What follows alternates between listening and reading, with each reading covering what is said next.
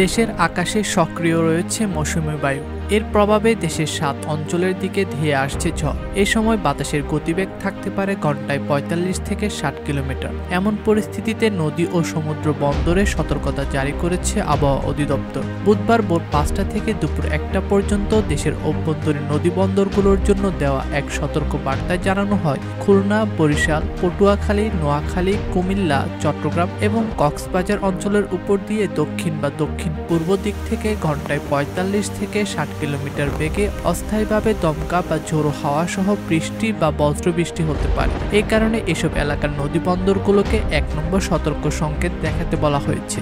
এদিকে উত্তর বঙ্গোপসাগরে বায়ুচাপের তারতম্য আধিক্য বিরাজ করছে। এই পরিস্থিতিতে চট্টগ্রাম, কক্সবাজার, মংলা ও পায়রা এই ৪টি সমুদ্র বন্দরকে ৩ নম্বর সতর্ক সংকেত দেখাতে বলা হয়েছে। সতর্কবার্তায় আবহাওয়াবিদরা জানান, পরবর্তী নির্দেশ না দেওয়া পর্যন্ত উত্তর বঙ্গোপসাগরে অবস্থানরত মাছ ধরার নৌকা ও ট্রলারকে উপকূলের কাছাকাছি থাকতে বলা হয়েছে।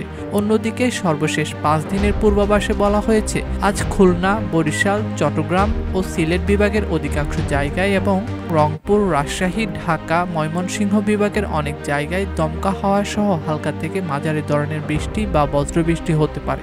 সেই সঙ্গে কিছু এলাকায় মাঝারি থেকে ভারী বর্ষণও হতে পারে। সারা দেশে দিনের ও রাতের তাপমাত্রা প্রায় অপরিবর্তিত থাকবে বলেও পূর্বাভাসে জানানো হয়েছে। ডেস্ক রিপোর্ট, দৈনিক দেশকাল।